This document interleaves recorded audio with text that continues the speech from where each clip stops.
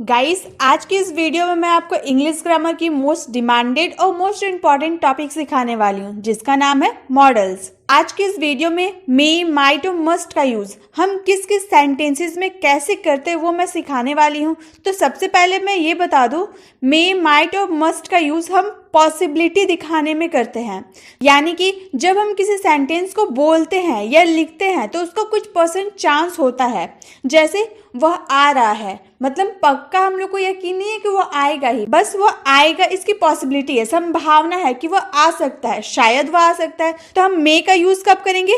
जब हमें 50% की पॉसिबिलिटी होगी कि शायद वह आ भी सकता है या नहीं भी आ सकता। और माइट का कब यूज करेंगे? जब हमें 20 या 30% पॉसिबिलिटी होगी, एकदम लो की, जैसे शायद ही वह आएगा, मतलब पूरा यकीन नहीं है कि वो आएगा ही, बस एकदम लो पे है कि शायद वह आ सकता है। और मस्ट का यूज कब करेंगे?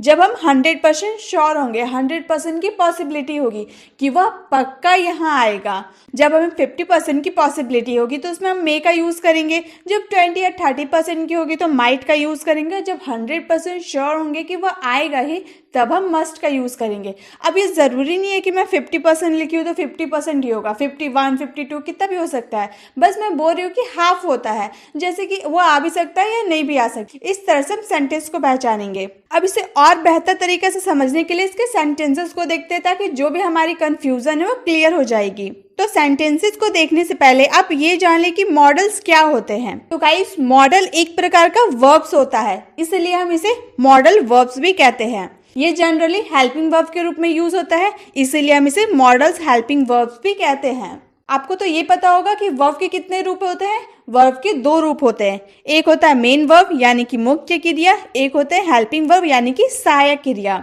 मेन वर्ब वो होते हैं जो किसी काम यानी कि वर्क को दर्शाते हैं, जैसे कि खेलना, पढ़ना, लिखना, बैठना, खाना, पीना, ये सारे काम को मेन वर्ब दर्शाते हैं।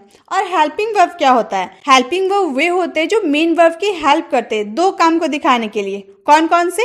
एक टेंस और एक मूड। अब ये टेंस और मूड क्या होता है वो भी जानते हैं। टेंस तो आप लोगों ने पढ़ा होगा। टेंस के 3 टाइप होते हैं, प्रेजेंट, पास्ट एंड फ्यूचर। तो अब प्रेजेंट, पास्ट, फ्यूचर में किस तरह के हेल्पिंग वर्ब होते हैं? Is, am, was, were, has, have, इस तरह के हेल्पिंग वर्ब होते हैं। और जब हम किसी सब्जेक्ट के मूड को दिखाते हैं तब हम हेल्पिंग वर्ब के रूप में क्या यूज करते हैं? Is, am, was, were, has, have का यूज हम नहीं करते हैं। मूड दिखाने के लिए हम is, am, was, were, has, have का यूज नहीं करते हैं।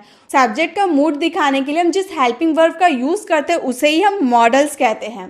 टेंस में हम is, am, was, were, has, have का यूज करते हैं, बट सब्जेक्ट का मूड दिखाने के लिए जिस हेल्पिंग वर्ब का यूज करते हैं उसे हम मॉडल हेल्पिंग वर्ब कहते हैं। तो यहीं से हमारा मॉडल का शुरुआत होगा। हम लोगों ने जान लिया कि मॉडल्स क्या होते हैं। मॉडल सब्जेक्ट के मूड को दिखाते हैं। अब देखते हैं इनके यूजेस को। तो कौन से यूजेस को हम सीखने वाले हैं? मे, माइट और मस्ट का। इसका यूज हम किस तरह के सेंटेंसेस में करते हैं?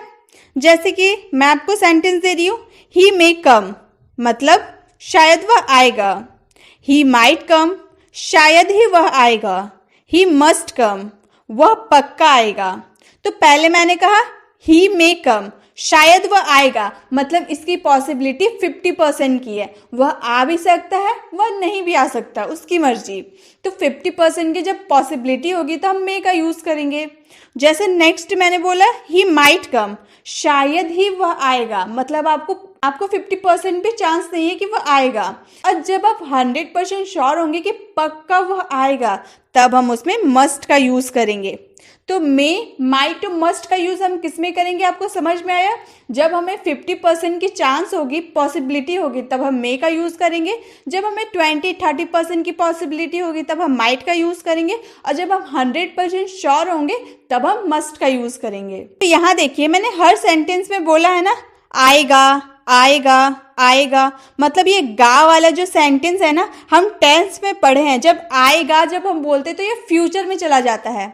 इसमें विल का यूज क्यों नहीं करते? क्योंकि टेंस में तो हम लोगों ने सीखा है कि जब हम फ्यूचर की बात करेंगे तब हम विल का यूज करेंगे। तो इसमें हम लोग विल का यूज क्यों नहीं किए? इसमें मे, माइट, मस्ट का यूज क्यों किए हैं? तो ये भी आपको समझ में आएगा। वीडियो में एंड तक बने रहिए, ये भी आपकी कंफ्यूजन दूर हो जाएगी। तो आगे बढ़ते हैं। मे, माइट, मस्ट प्लस बी, मतलब may be, might be, must be.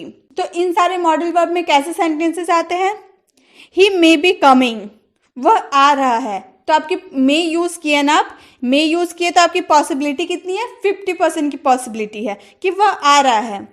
और जब यही सेंटेंस को आप बोलिएगा ही वुड बी कमिंग, इसका मतलब ही होता है वह आ रहा है, लेकिन ये हाई पॉसिबिलिटी के लिए यूज होता है।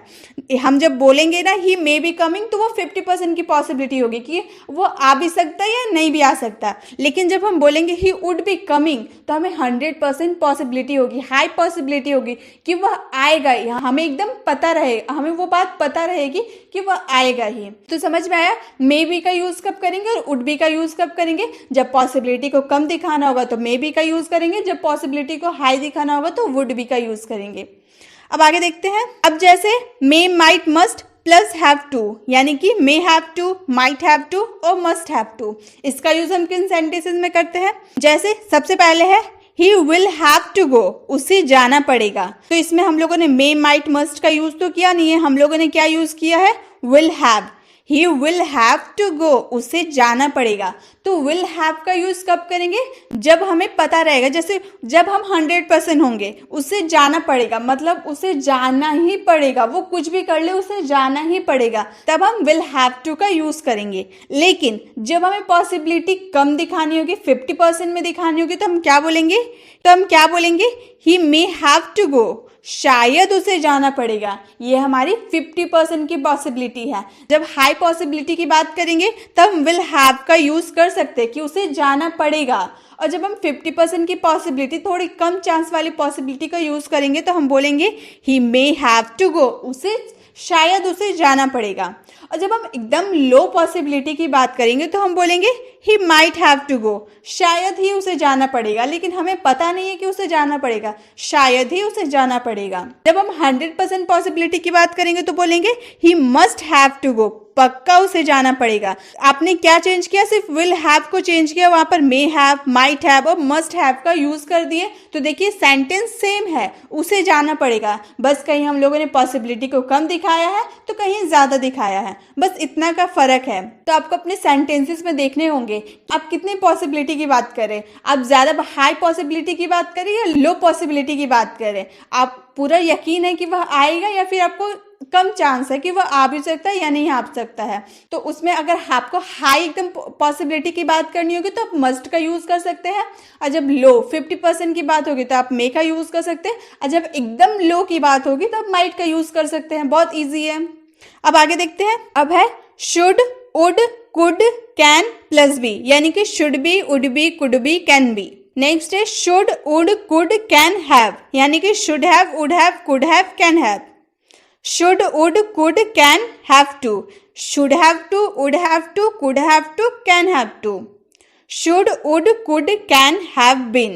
Should have been, would have been, could have been, can have been. अगर आपको इन सब मॉडल वर्ब की यूजेस को नहीं पता है तो इन सब के ऊपर मैंने एक सेपरेट वीडियो बना रखी है, आखिर में इनका सेंस क्या होता है। यदि आपको यह नहीं पता है तो आप मेरे चैनल पर जाइए, मॉडल वर्ब वाली प्लेलिस्ट में जाइए, वहां पर आपको सबकी वीडियो डिटेल्स में मिल जाएगी।